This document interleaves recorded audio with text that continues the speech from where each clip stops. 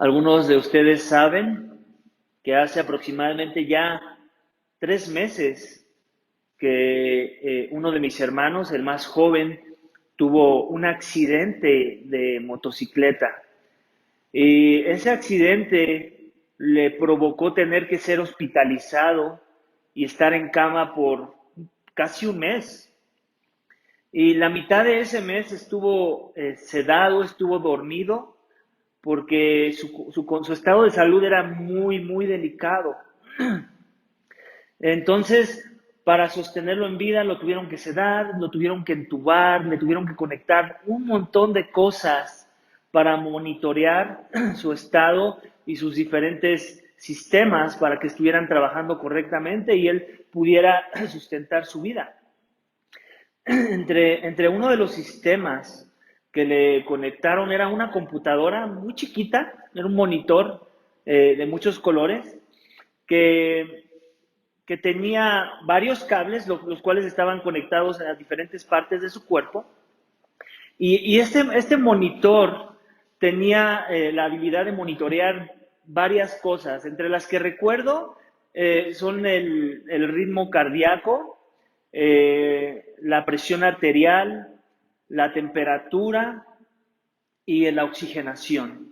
Esas las recuerdo muy bien y las recuerdo muy bien porque fue un doctor que se me acercó y que me dijo, mira, esos números que ves ahí son los números que debes estar viendo. Cuando pase de este número, quiere decir que ya no está cumpliendo el estándar bajo el que se debe estar manejando cada una de las diferentes categorías que ya te mencioné. Y entonces cuando pase eso, llama a una enfermera porque tenemos que hacer algo, ¿no? Entonces pasaba momentos en que cuando la temperatura pasaba del número del estándar que tenía que mantener mi hermano, entonces se le decía a una enfermera y ellas venían y aplicaban algún procedimiento, algún medicamento, alguna inyección para bajarle la temperatura a mi hermano. Entonces lo estabilizaban y lo regresaban al estándar para mantenerlo sano y con vida.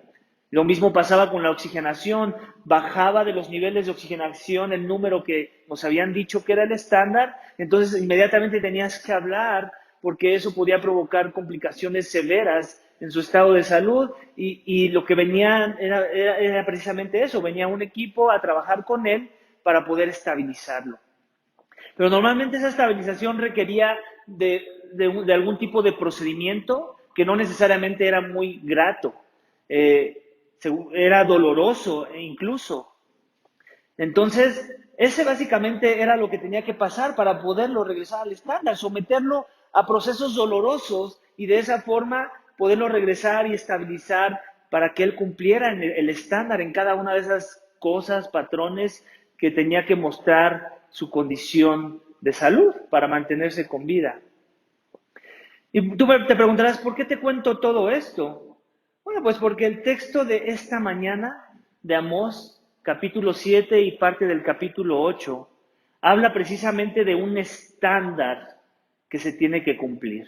Un estándar que Dios le revela al profeta Amós para que él se dé cuenta del porqué de las cosas. Se lo revela en 4 visiones a su profeta Amós, para traerle a la atención a su audiencia original la necesidad de un castigo divino que vendría sobre el pueblo, que en este caso es Israel, por haber abandonado el estándar que Dios les dio para caminar en comunión con Él. El Israel de Amós y nosotros de este lado de la cruz tenemos que aprender esto que nos revela el texto del sermón esta mañana y que es el título de mi sermón. Que castigo divino es necesario cuando el estándar divino es olvidado. Castigo divino es necesario cuando el estándar divino es olvidado. En las primeras 2 visiones de esta mañana, de las 4 que tenemos, veremos cómo es que Dios se apiada de Israel debido a la intercesión que el profeta Amós hace por ellos para que no caiga una calamidad contra ellos. En las otras 2 últimas visiones veremos cómo es que Dios deja ver en claro la necesidad de que Él traiga juicio sobre ellos, ¿Por qué? Por haber abandonado el estándar divino. Así que acompáñame al capítulo 7 de Amós para que juntos escudriñemos la primera visión que la vamos a encontrar en versículos 1 al 3 del capítulo 7 de Amós. Dice así, esto me mostró el Señor Dios. He aquí, él formaba enjambre de langosta cuando comenzaba a brotar la cosecha de primavera. Y he aquí, la cosecha de primavera era después de la siega del rey. Y sucedió que cuando había terminado de devorar la hierba de la tierra, yo dije, Señor Dios, perdona, te ruego, ¿cómo podrá resistir Jacob si es tan pequeño? Se apiadó Dios de esto. No sucederá, dijo el Señor. Mira, algo que tenemos que entender, iglesia, es que tiene mucho sentido que el profeta Amós intercediera en cuanto se le reveló esa visión de lo que iba a pasar lo que iba a caer sobre Israel. ¿Por qué? Porque él era un pastor, ¿recuerdas? Es así como nos introduce este personaje, el texto. Él es un pastor, más que un pastor, es como un granjero que cruza animales para que se reproduzcan más, ¿no? Pero obviamente parte de su contexto era la granja, era la cosecha. ¿Por qué? Porque obviamente tenían que alimentar a esos animales con hierba, ¿cierto? Entonces, él cuando ve esta calamidad que le va a venir a Israel, esta cosecha que dice el texto que sucedió, que fue devorada por langosta, para él era algo muy fuerte, porque él sabía que en cuanto llegara esa calamidad, iba a venir hambruna en la población. Y obviamente, como por el trasfondo que él tiene, él reconocía que era un castigo muy severo. La hambruna iba a provocar caos y muerte en la nación. Entonces, él en su contexto clama a Dios y le pide, intercede por el pueblo y le dice, Dios, que no suceda esto, es muy pequeño Israel, ¿cómo podrán levantarse de esta? Básicamente le está diciendo, los vas a aniquilar. Entonces, Dios se apiada, dice el texto de él. Pero vamos a poner mucha atención. El texto nos dice que Él les pide que lo perdonen. Amós les dice esto, perdona, te ruego. Y Dios no los perdona. Simple y sencillamente nada más refrena la calamidad. Y el texto sí dice que se apiada de no haber traído esa calamidad. Les dice, no sucederá. Pero el perdón no se los otorgó. Nada más refrenó la ira de ese momento. Entonces, ¿te das cuenta cómo es que perdonó la destrucción, pero no necesariamente perdonó su transgresión? Y eso es importante que lo traigamos a la luz por lo que vamos a ver más adelante. De forma que el primer énfasis de mi sermón es precisamente ese, que Dios refrenó la calamidad número 1, que es la primera de las dos que ya hablamos. Y vamos a continuar leyendo para que veamos la segunda calamidad, capítulo 7, versículo 4 al 6. Dice, esto me mostró el Señor Dios. He aquí, el Señor Dios llamaba para juzgarlos con fuego y consumió el gran abismo y empezó a consumir el campo. Entonces dije, Señor Dios, cesa, te ruego. ¿Cómo podrá resistir Jacob si es tan pequeño? Se apiadó el Señor de esto. Esto tampoco sucederá, dijo el Señor Dios. Ahí está. El segundo refreno que Dios hace. ¿Por qué? Por lo mismo, porque el contexto sigue siendo similar. El trasfondo de Amós lo empujaba a pedirle a Dios que no trajera ese tipo de juicio sobre ellos. ¿Por qué? Porque lo mismo, él era un pastor, estaba muy relacionado en el contexto de la cosecha. Dios iba a enviar fuego consumidor. Fuego del tipo del que podríamos imaginarnos con Sodoma y Gomorra. Un fuego que no solamente iba a calcinar los sembradíos, sino que el texto mismo nos deja ver la severidad del fuego. Dice un fuego consumidor que consumía el gran abismo, lo que da una alusión a que no nada más iba a caer por encima de la tierra, sino que iba a alcanzar tal vez las reservas de agua subterráneas en la tierra, de forma que iba a haber muerte total. De la misma forma iba a traer hambruna, lo mismo que con las langostas, iba a ser catastrófico, el pueblo iba a morir si Dios permitía eso. Entonces, Dios en su misericordia cesa nuevamente de su castigo, de su juicio. Dios se apiadó nuevamente de la destrucción. Porque recordemos dos aspectos, tanto la plaga de langostas como el fuego son marcas de los juicios que Dios ya tenía anticipados para Israel en el momento en que ellos abandonaran su pacto con Dios. De alguna forma, ellos merecían eso. Sin embargo, Dios escuchó la intercesión de su siervo, de su profeta, para no traer esos dos juicios tan severos sobre sus vidas, con todo y que los merecían. De forma que ese refreno o esta segunda sección nos da alusión al segundo énfasis, que es el segundo punto de mi sermón, que Dios refrenó la calamidad 2, que es lo que vemos en tu pantalla. Dios refrenó la calamidad 1, pero también Dios refrenó la calamidad 2. Y es importante que tengamos en mente cómo Dios tomó en cuenta la intercesión de su profeta para este texto que acabamos de leer. Pero vamos a continuar leyendo a la tercera visión y la cuarta, que son las que nos van a dar más detalles de la necesidad de un juicio divino por haber abandonado el estándar. La visión 3 la vamos a encontrar en versículos 7 al 9, así que nuevamente pon tus ojos en la palabra y acompáñame para que leamos juntos esos pasajes. Versículo 7. Esto él me mostró, refiriéndose al Señor. He aquí, el Señor estaba junto a un muro hecho a plomo y tenía en su mano una plomada. Y el Señor me dijo, ¿qué ves, Amós? Y respondí, una plomada. Entonces el Señor dijo, he aquí, pondré una plomada en medio de mi pueblo Israel. Ya no volveré a dejarlos sin castigo. Los lugares altos de Isaac serán asolados, y los santuarios de Israel destruidos. Y yo me levantaré con espada contra la casa de Jacob. La visión es muy extraña, ¿cierto?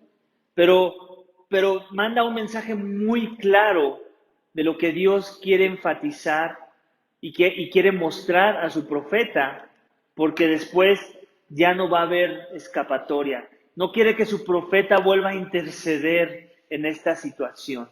¿Qué es una plomada, iglesia?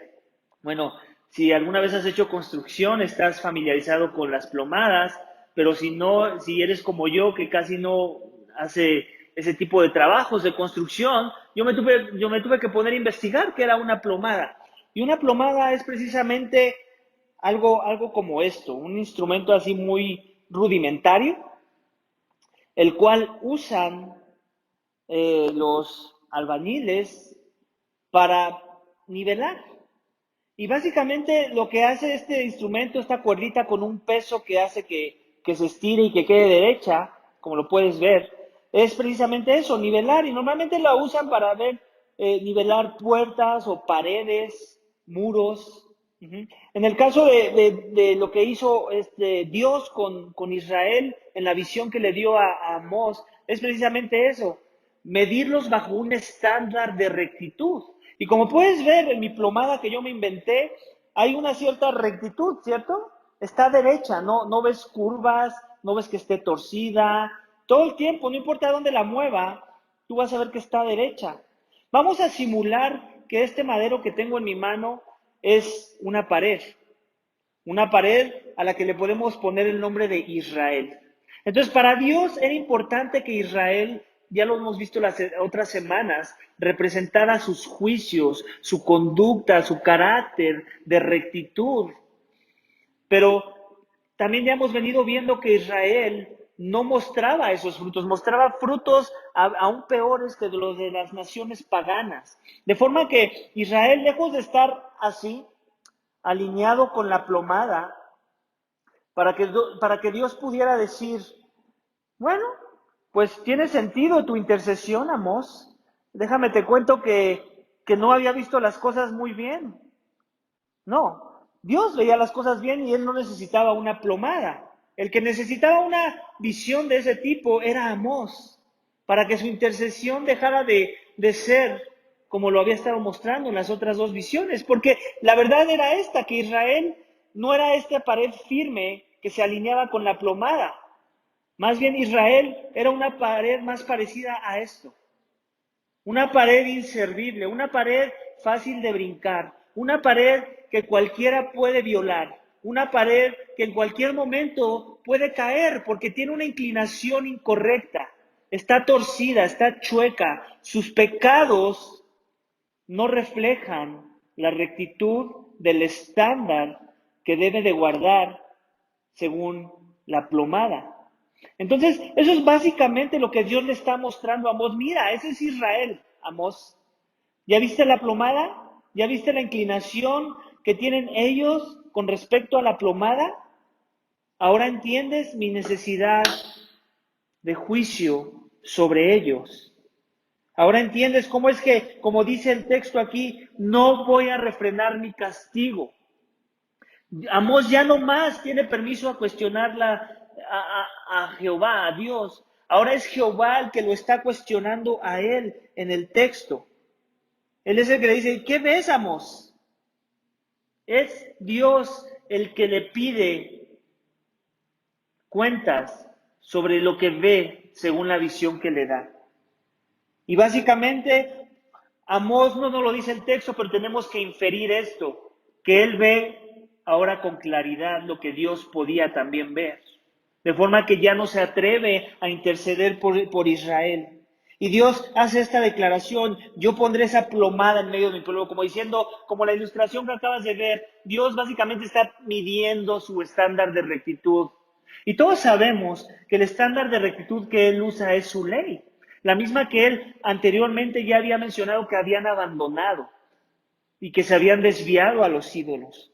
De forma que Dios dice esto en el versículo 8, ya no volveré a dejarlos sin castigo, lo que también hace esta alusión, que en algún momento los dejó sin castigo. Dios les dio oportunidad de arrepentirse, Dios les dio oportunidad de corregir sus pasos. Dios es un Dios muy paciente para con el pecado nuestro, muy, muy paciente. Él no tenía por qué, en su paciencia, revelarla y dejarlos desviarse más y más. Si Israel empezó aquí, Dios debió haber traído juicio.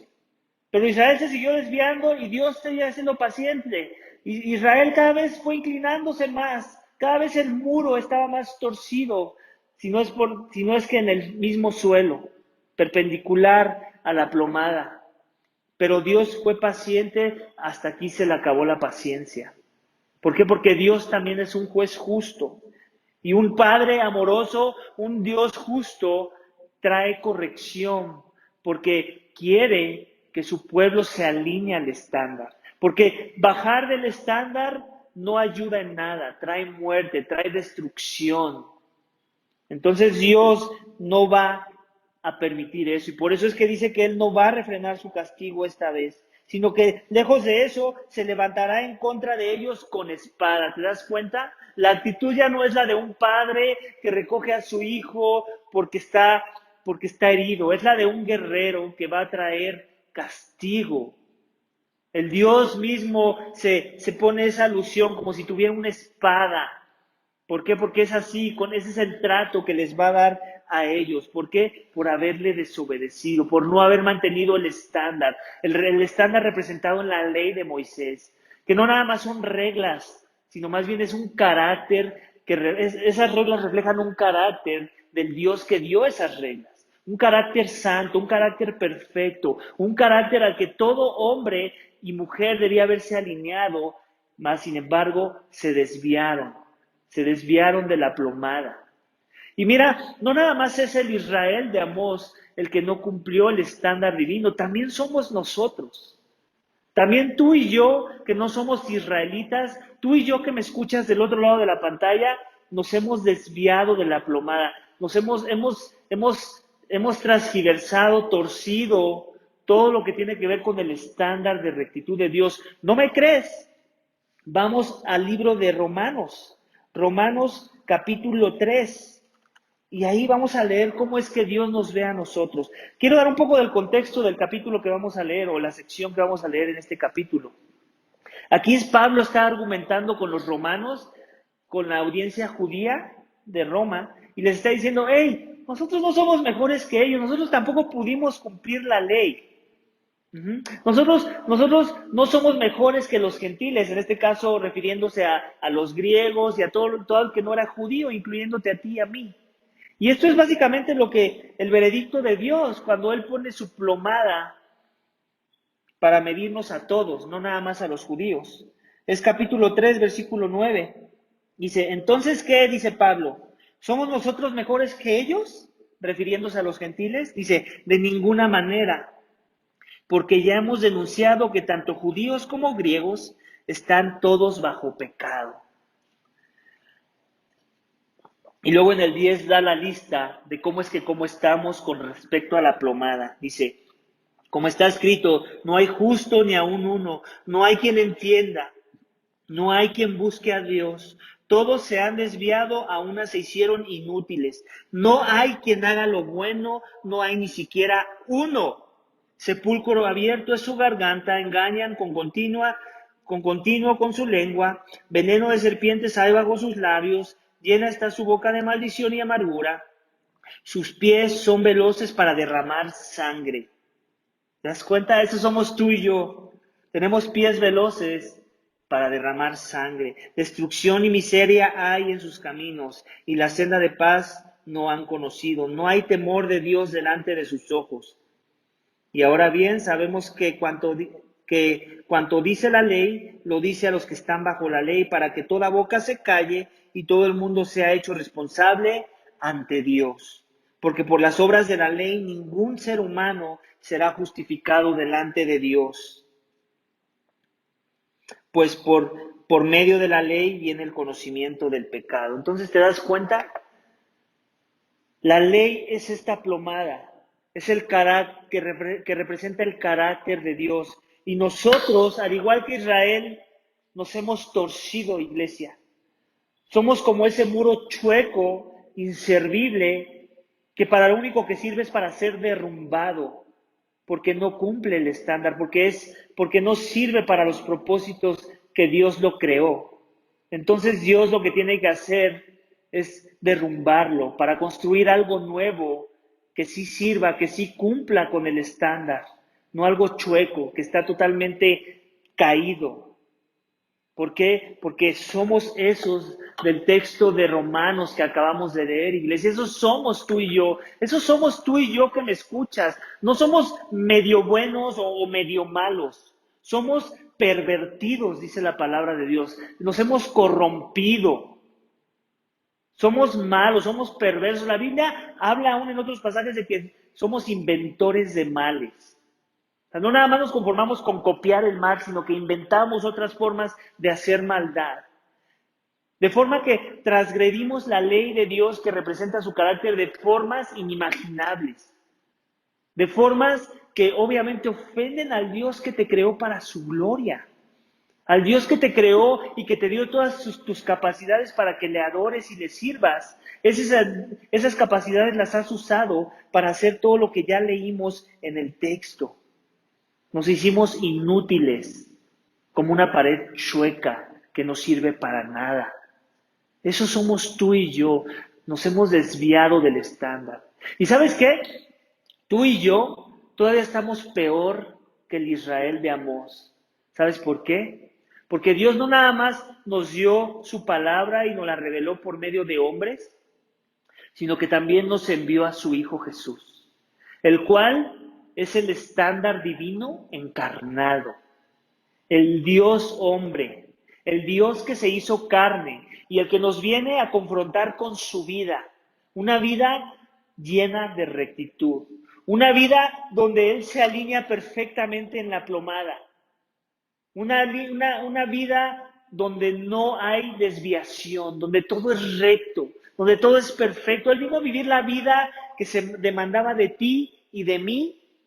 Él fue el único que sí se alineó perfectamente al estándar.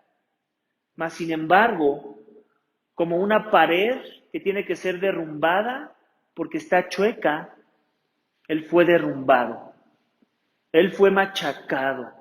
Jesucristo tomó tu castigo y el mío. El que no merecía ser derrumbado, el que no merecía que la ira viniera sobre él, fue el que se propuso a sí mismo para llevar tu castigo y mi castigo en una cruz, en la cruz del Calvario. Ese que vivió la vida perfecta que tú y yo no pudimos vivir, murió la muerte que tú y yo merecíamos. ¿Por qué? Porque es la única forma de que un Dios santo no derrame su ira contra aquellos que son paredes chuecas, que no cumplen con el estándar.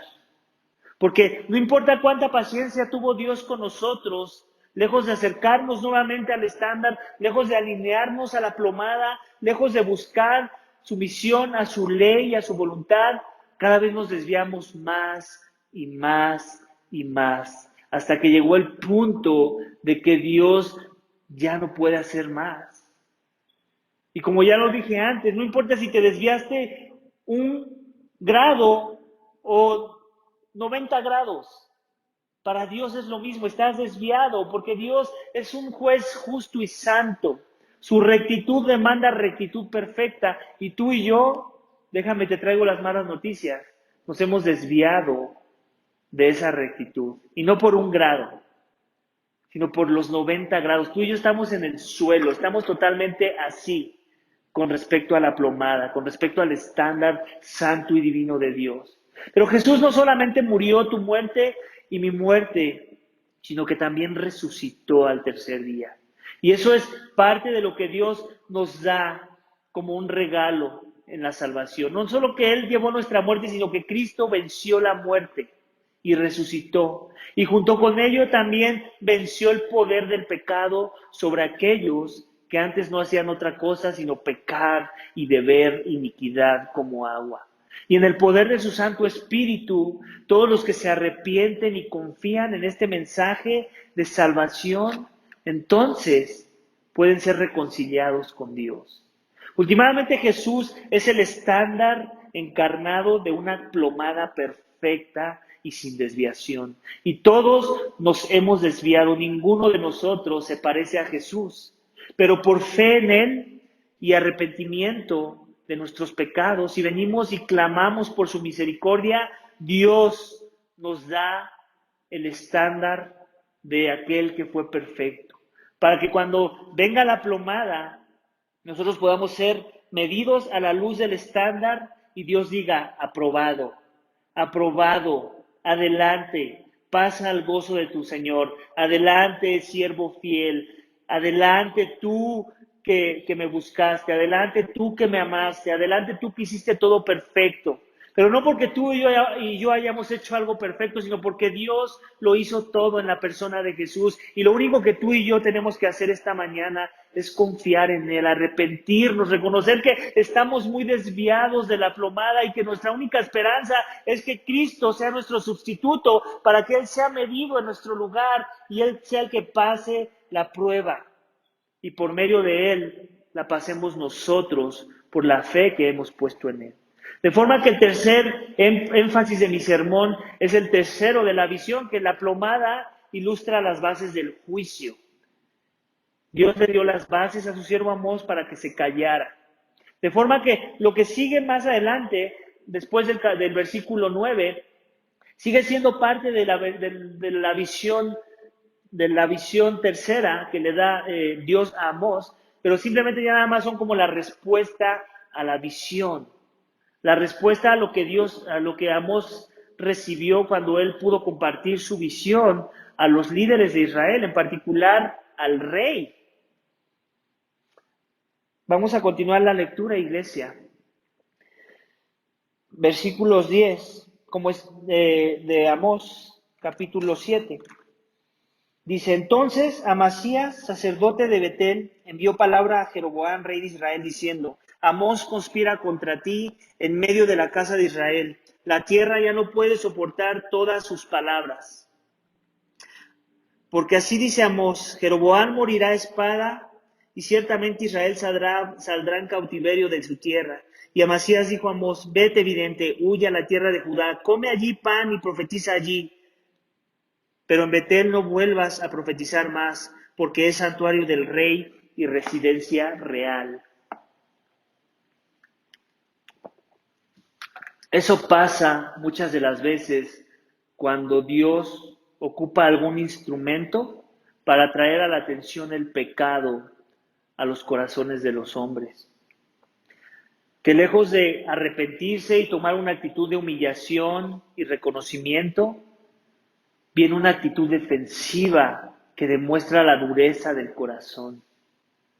A mí me ha pasado muchas veces que traigo exhortación a alguien y lejos de considerar lo que está saliendo de mi boca y también si se dice la persona cristiana, lo primero que piense, ¿cómo Dios me quiere hablar a través de mi pastor tal vez? No, la persona rápidamente se pone sus caparazones, saca sus espadas, se pone sus escudos y desecha lo que Dios quiere tratar usando a uno de sus siervos. Me ha pasado muchas veces. Y me ha pasado muchas veces sin que yo sea profeta ni hijo de profeta, que cuando traigo una exhortación y es rechazada y también doy las consecuencias del rechazo del estándar divino por los frutos que se muestran en esa persona, también, y la persona endurece su corazón lo suficiente como para ignorar la voz que Dios pone, en este caso en mí, para que esa persona la reciba y entonces esa persona pueda alinearse al estándar, también se cumple lo que yo dije que iba a pasar si la persona no se arrepentía. No tiene mucho, por ejemplo, bueno, sí ya tiene unos 8 meses o menos tal vez, una pareja se acercó que habían tomado decisiones que no glorificaban a Dios. Y nada más vinieron a informarme de sus decisiones. Yo lo que hice fue decirles, ok, ya tomaron estas decisiones, solo quiero que sepan cuáles van a ser las consecuencias. Y como que les valió, como que les entró por un oído y les salió por el otro. Y yo los dejé. Y dicho y hecho, las consecuencias que yo les dije que iban a suceder, ahora ya están.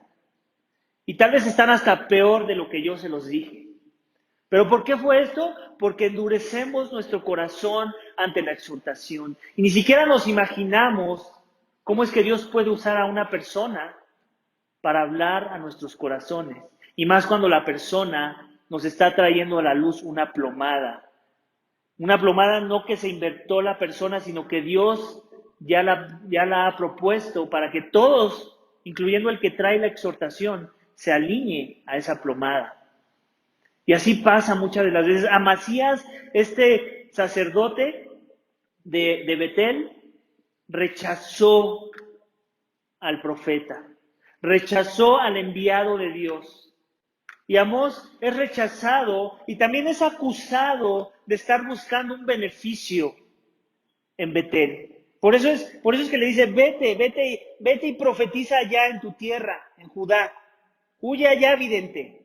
Se burla de él. Como diciendo, sí, ¿tú qué dices que vienes enviado de Dios? ¿Qué haces aquí? Aquí ya tenemos a nuestros profetas, por cierto. Y los tenemos bien calladitos. Tú vete allá, tú no eres ni de esta región, vete allá por Judá. Allá Tecoa. Allá profetiza. Básicamente él pensaba que él venía por interés propio. Cuando uno viene a exhortar a alguien, muchas veces sí es por interés propio, pero cuando estamos usando la plomada, no es con ningún interés propio, es con el estándar divino, es para que Dios sea glorificado en la vida de esa persona. Ellos pensaban que él estaba buscando su trabajo de profeta, para que le pagaran, para que lo alimentaran, para que el Estado lo acogiera. Pero Amós se defiende. Así que primero el subpunto bajo la visión 3 es ese, que hubo un rechazo de la profecía muy claro que podemos ver. Hubo un rechazo, ese fue un fruto, un rechazo de la profecía de Amós. Pero también vemos algo más adelante, versículo 14, una afirmación. La afirmación dice esto, dice, entonces respondió Amós y dijo a Amasías, yo no soy profeta ni hijo de profeta, sino que soy boyero y cultivador de sicomoros, pero el Señor me tomó cuando pastoreaba el rebaño y me dijo, ve, profetiza a mi pueblo Israel. Ahora pues, escucha la palabra del Señor. Tú dices, no profetices contra Israel, ni hables contra él, contra la casa de Isaac. Por tanto, así dice el Señor, tu mujer se prostituirá en la ciudad, tus hijos y tus hijas caerán a espada, tu tierra será repartida a cordel, y tú morirás en una tierra inmunda, y ciertamente Israel saldrá de su tierra en cautiverio. ¿Te das cuenta? Eso es lo que pasa cuando rechazamos a Dios. Eso es lo que pasa cuando rechazamos a Dios y su exhortación. Él afirma sus juicios sobre nosotros, como dice el segundo punto bajo la tercera visión de mi sermón. Cuando nosotros rechazamos la exhortación de Dios, que puede venir de diferentes formas, puede venir por medio de una predicación, puede venir por medio de la lectura de su palabra, puede venir por medio de un hermano, una hermana, Dios afirma juicio sobre nuestras vidas y trae consecuencias por nuestros pecados. No que Dios las traiga, sino es nuestro pecado mismo el que provoca esas consecuencias. ¿Por qué? Por haber rechazado, por estar haciendo asunciones, de pensar que la persona me está haciendo una exhortación y que no es por mi mejor interés. Tal vez será por su interés, por eso me está exhortando, porque piensa que no tiene pecado.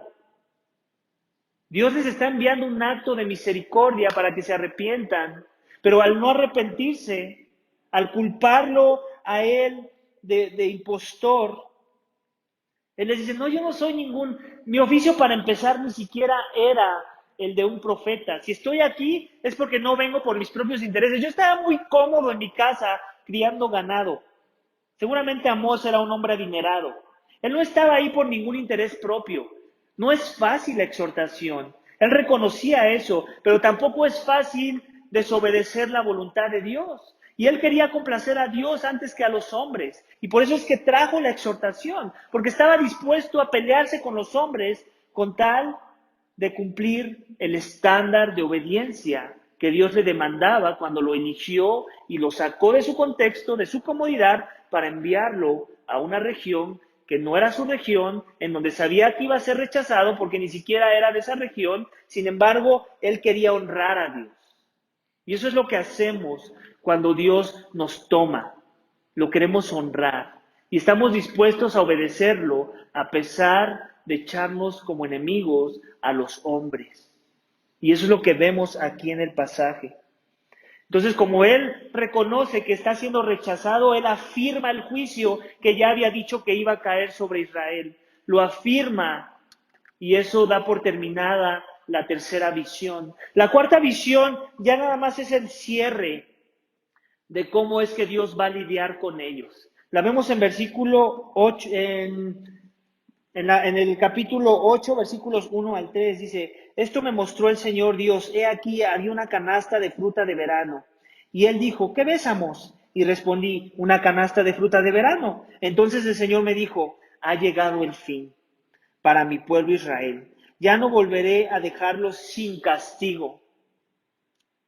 Los cantos de los palacios se convertirán en gemido en aquel día, declara el Señor. Muchos serán los cadáveres, en todo lugar los echarán fuera en silencio. ¿Te das cuenta? Esta última visión nos da una alusión a una fruta que está en una canasta. ¿Qué haces tú cuando hay fruta en una canasta?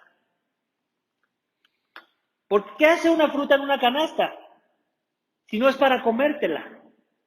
Las frutas que ya están maduras y listas para ser devoradas, para ser despedazadas por tu mandíbula, las pones ahí, ¿cierto? Para comértela. Normalmente las frutas que no están listas para ser devoradas, para ser despedazadas por ti, que te gusta la fruta, están en un árbol, ¿cierto? Están colgadas, están madurando. Básicamente la ilustración es tan simple como eso. Dios le dice, amor, ¿qué ves? Una canasta de frutas de verano. Bueno, para el verano la fruta normalmente ya estaría madura, ¿cierto? Por eso está en esa canasta. Y básicamente lo que Dios le está mostrando es la certeza del juicio que va a caer. Es una reafirmación de lo que Dios ya le dijo que iba a pasar. Como diciendo, por seguro que viene el juicio, ya, no se hable más. Por seguro que viene el juicio, punto. No se hable más del tema, cambiemos de tema. Dios está afirmando, reafirmando su juicio en contra de Israel. ¿Por qué? Porque sus frutos son torcidos, son chuecos, no se alinean al estándar divino. Y como consecuencia va a traer destrucción a sus vidas. Muerte, dice el texto, va a traer muerte. Muchos serán los muertos. Ya no habrá cantos. Esos cantos que ustedes les daban la seguridad de que me estaban adorando, de la prosperidad que gozaban, esos cantos van a ser gemidos ahora. Van a ser llanto, va a ser desolación. Va a haber muerte y va a haber muchos cadáveres. Y todo lugar echará fuera el silencio. Es como cuando cae la nieve. Cuando cae la nieve es precisamente eso. Se escucha un silencio total. ¿Ok? La nieve es como es como ese fertilizante que usa la tierra para que después crezca el fruto. Pero mientras hay nieve, ese fertilizante natural da terror, vamos, ¿por qué? Porque te lastima, te quema con el frío de la nieve. De la misma forma está pasando aquí, Dios va a derramar su ira sobre ellos, con la esperanza de que la nieve que está derramando sobre ellos en algún momento dé un fruto genuino, en algún momento dé una inclinación correcta y no torcida. Entonces eso es lo que Dios va a hacer con Israel. Y entonces les habla de un juicio, pero también la Biblia nos habla de un juicio más severo que va a caer sobre toda la humanidad, incluyendo a ellos que no se arrepintieron. Y lo encontramos en Apocalipsis, capítulo 20.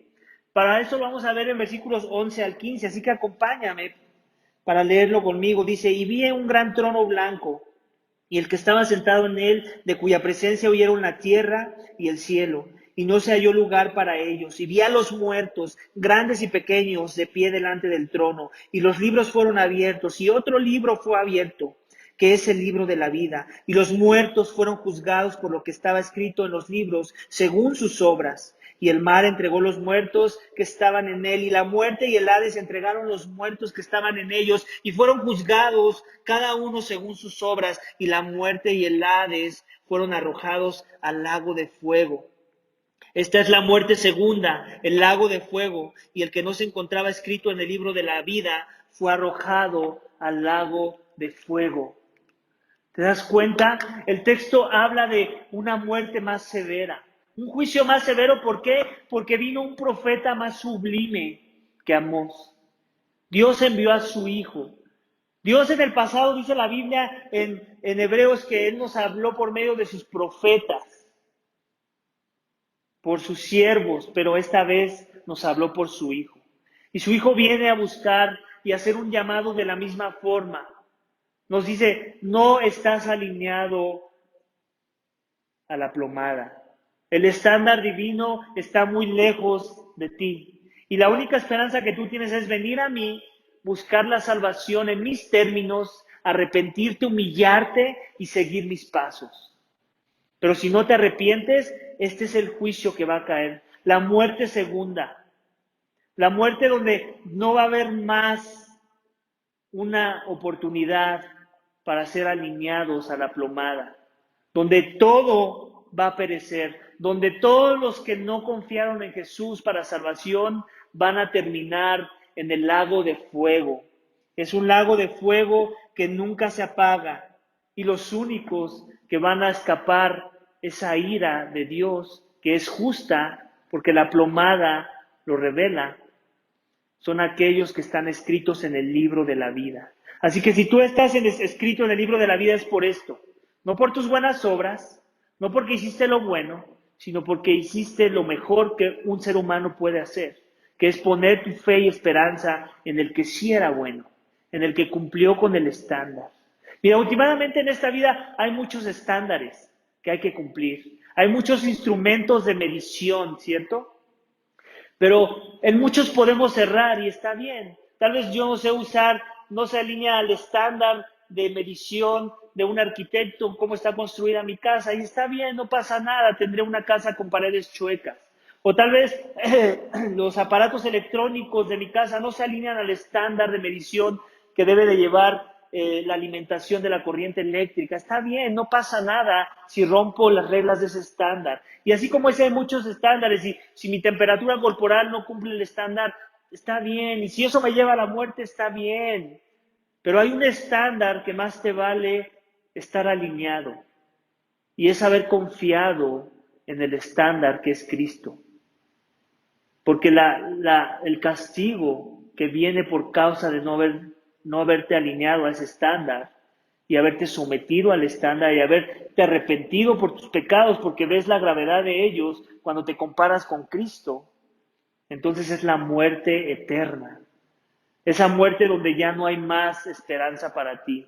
Así que yo te imploro esta mañana que no dejes que el castigo divino sea necesario para tu vida, porque has olvidado al estándar, sino más bien regresa a Cristo, tú que estás cansado, tú que estás sin esperanza, tú que no tienes Dios ni salvación, ven a Él.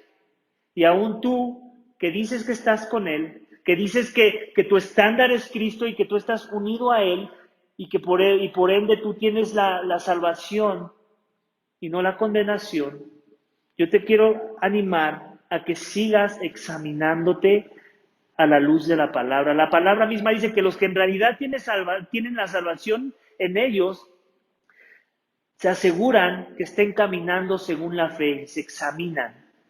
Y como la mejor forma de examinarnos es a la luz de la palabra, pero también es a la luz del pueblo de Dios, que es la columna y el sostén de la verdad. Así que si alguien te está hablando verdad a tu vida, y tú dices que no estás desalineado del estándar, ten cuidado, porque esos pueden ser frutos de tal vez una persona necia que no está alineada con Cristo, porque cuando alguien se alinea con Cristo, se alinea al carácter de Cristo, y ya no es más como Israel, sino comienza a caminar en los frutos de alguien que tiene vida que Dios le dio en el poder de su Santo Espíritu.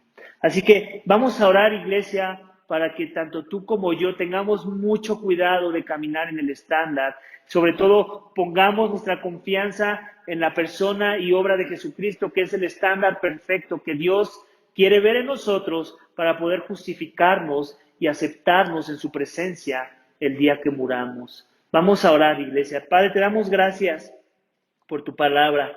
Gracias porque eres un juez justo y eso revela tu santidad, tu perfección, tu valor, de que tú eres un Dios justo, porque solamente un ser justo tiene el derecho de ser Dios. Alguien que corrompe, alguien que rompe las reglas, no puede ser Dios. No queremos ese Dios. Queremos un juez perfecto y justo y santo.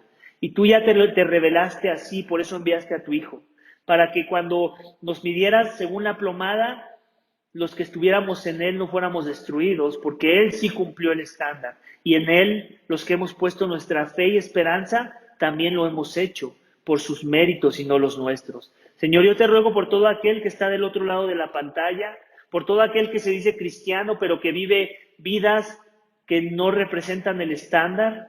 Señor, que tú los salves. Que aquellos que viven engañados de pensar que son tus hijos, tú los quebrantes esta mañana, Señor, y les muestres qué desviados están del estándar y qué necesitados están de tu Hijo en este momento, para que Él sea su justicia y su perdón, su salvación, el que los declara justos delante de ti. Padre, Trae salvación a tu pueblo, trae misericordia a los hombres. No permitas que el juicio divino llegue aún, Señor. Salva a muchos, usa el coronavirus, Señor, para quebrantar a muchos. Si tienen que pasar otros 3 meses de cuarentena, que pasen, Señor. Si eso es lo que necesitan los hombres para ablandar sus corazones, para voltear a ver una esperanza en ti, para derrumbar a sus ídolos, hazlo, Señor. Preferimos más días de cuarentena a muchos muertos en el día del juicio, aquellos que van a experimentar la muerte segunda, Señor. Padre, ten misericordia en estos tiempos de la humanidad, te lo rogamos. Te lo pedimos en el nombre de tu Hijo amado, Cristo Jesús. Amén.